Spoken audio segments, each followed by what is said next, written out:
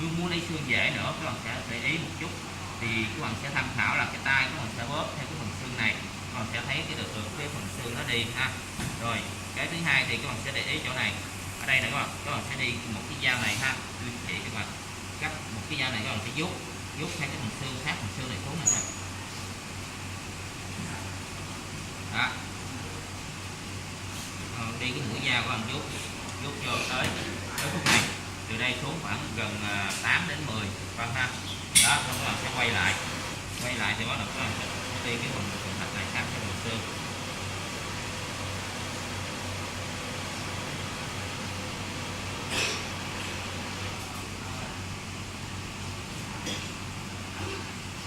Lấy cái này các bạn xuống dưới này, các bạn lấy khéo một chút xíu ha, để cho nó đừng có rách.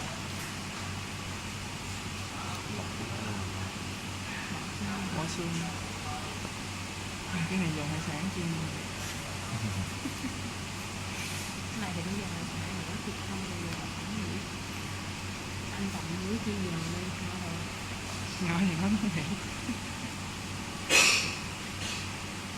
Nó trên thì chị chứ ai đi vô hải sản. Ý là nhìn giống cái gà bữa. Mình đi giáp một vòng nữa các bạn, cái xương nó sẽ hở ra.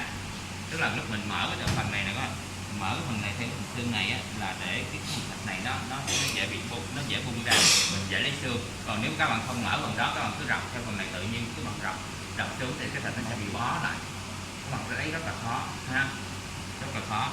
Nên bây giờ các bạn sẽ cầm cái phần xương này, các bạn sẽ đi cái dao xuống thì cái thịt nó sẽ tự động nó tụt xuống rồi. Nhưng mà này nó xuống tới dưới này là các bạn để ý một xíu để nó không thịt da nha. Nhưng mà đây cái này là các bạn sẽ đi ngang cái lưỡi dao vô phần xương này, chứ đừng đi xuôi vậy nó dễ bị rách da lắm.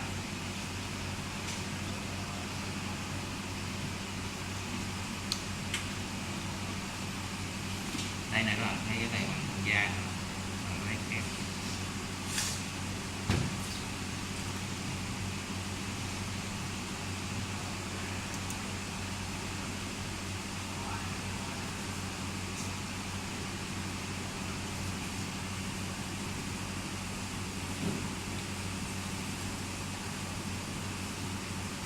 Bên này nè, các bạn để ý này nè, da nó nè.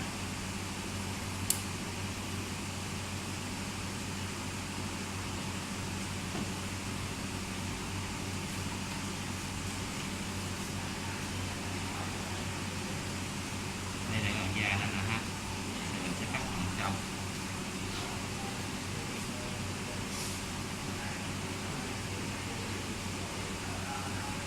Rồi tới đây là được. Bây giờ cái phần xương này mình sẽ lấy phần xương này ra nè các bạn. Trước nhất lấy phần xương, các bạn sẽ cầm cái phần này, các bạn thả phần này đi cho nó tỉ xuống. Bạn sẽ lắc bóp cái phần ngón tay này vô ha. Rồi sẽ lắc thì nó sẽ có cái phần khớp xương nó nằm ở đây nè các bạn. Thì các bạn sẽ đi một cái dao, các bạn không dùng sức, các bạn chỉ cắt theo cái phần khớp này thôi.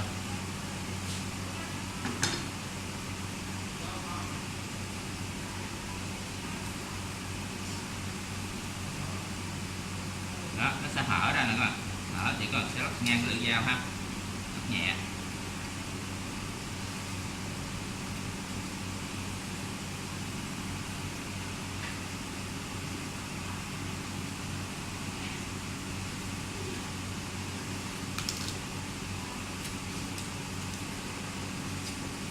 Lắc nhẹ thôi, các bạn sẽ lấy cái phần xương này ra ha. Là cái phần xương này mình đã lấy xong rồi các bạn. Nếu mình lấy khéo đó các bạn sẽ trả lại thì nó sẽ không bị rách phần da này. Nếu mà rách phần da này các bạn, lúc mình có luộc á, thì nó sẽ theo cái dấu vết này, cái da nó giật, nó sẽ xé lên thì lúc mình chiên nó sẽ bị khô, mấy phần thịt này nó không ngon ha. Rồi cái phần giờ theo mình đã lấy xong cái phần xương này các bạn. Bạn thấy có khó không? Không khó thì các bạn cứ lấy xương ha, còn lại ở đây còn 3 cái, các bạn sẽ chia ra lấy. Rồi còn